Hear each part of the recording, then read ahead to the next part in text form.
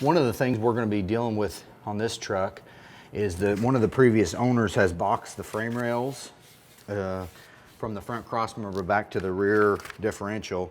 And they actually did a really nice job, but we are going to have to probably section some of it or cut some of it, remove some of it to get this trailing arm crossmember out. So why don't we try to disconnect the panner bar and disconnect the trailing arms from that crossmember, and then we can take this whole mess and get it out of our way. Got it. I would have to imagine that this is a little abnormal, that these bolts are coming out. That's good. This truck is in pretty good shape, and it's not really that rusty.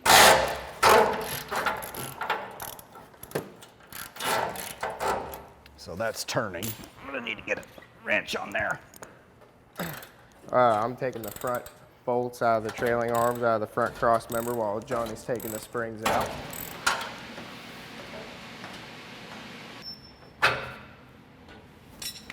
Just watch your back on that All right. differential there. Okay.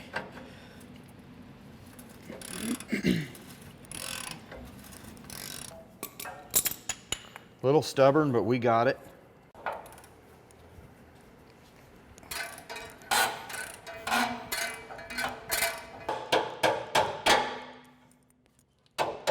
There we go. Thank you. That was just in a bind enough to keep that from coming off, so.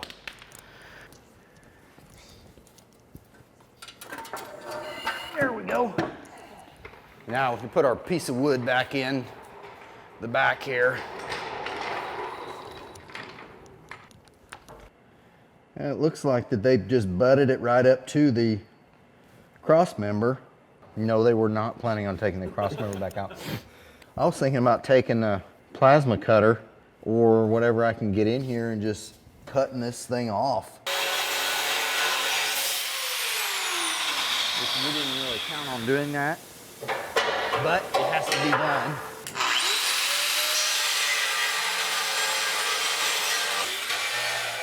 While Johnny's going to go get some more grinding discs, I'm going to go ahead and take this rear cross member out. These bolts here normally would have been rivets, but somebody, the previous owner, already had taken them out, so they're bolts.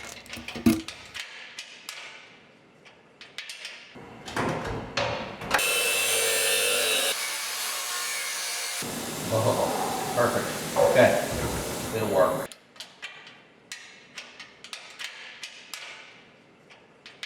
Okay, now we can figure out our pannered mount. Yeah, so it's got two reference bolts here, one bolt there, and then it's got all 4 holes on the other side. So yeah, so that one have to come out and then 4 on this side. Okay. So then we may be close to the end of the rivets, but there might be some more that pop up.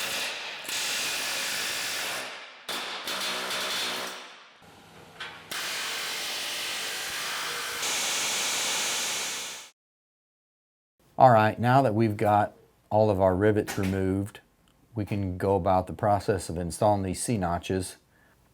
What I usually do is hold the template up there and make a few marks, and then hold the part up there to make sure that everything is going to fit right before I make any cuts. Now I have used everything from a jigsaw to a die grinder. Luckily I have a plasma torch that I'm using today, which is going to make it look really easy. It's not something everybody wants to do, cut into your frame rails, but I know for a fact that these C-notches are built off of the factory frame rails, and I know that they're going to fit right because I've installed them before. All we'll need to do is drill out our holes where the rivets were and put the bolts in.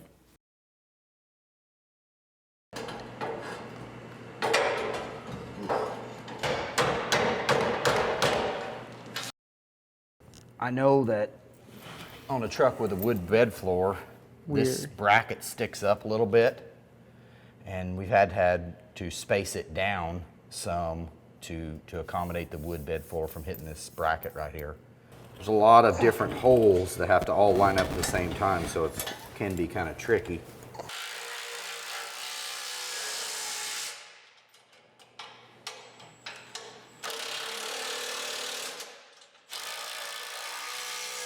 Let me get a rubber mallet here, because sometimes those poly bushings are a little tight.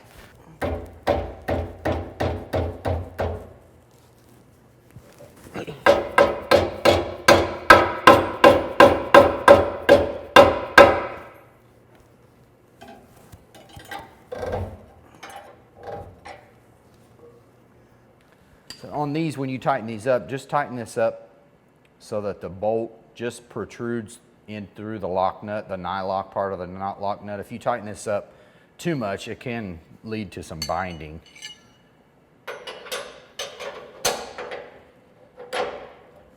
Okay, like a glove right there. That's what I like. Well, now we need to go take your U-bolts off. The rear end. Rear end, and bring it over here and set it on here and put the U-bolts on. Then we can put the shocks on and panner bar, and then we can be done in the rear. So it ain't too bad. This rear is a pretty awesome setup, really. Yeah.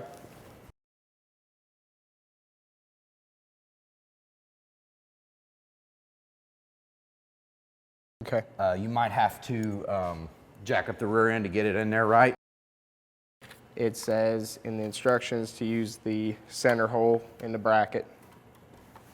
We changed this kit when we developed the coil-over system. This kit has a much longer panner bar, which is going to be a lot better.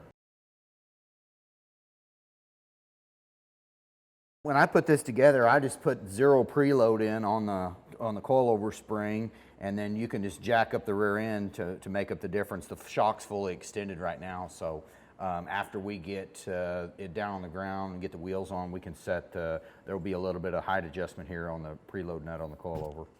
I think you're probably going to get new emergency brake cables, Shane, but I'm going to go ahead and attach these to these tabs that are already on the trailing arms. That way it won't be dragging the ground while you're getting everything else finished. Shane is possibly going to be doing a little bit of autocrossing with this truck, so we're going to go ahead and put on the rear sway bar, which is an option for this kit.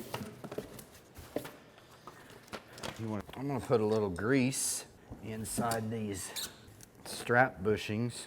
Well, we fell victim to the boxed frame rails again on this install on this rear sway bar. We couldn't get to the nuts, so we ended up drilling some holes with a hole saw into the frame boxing plates so that we could access these nuts from the back side.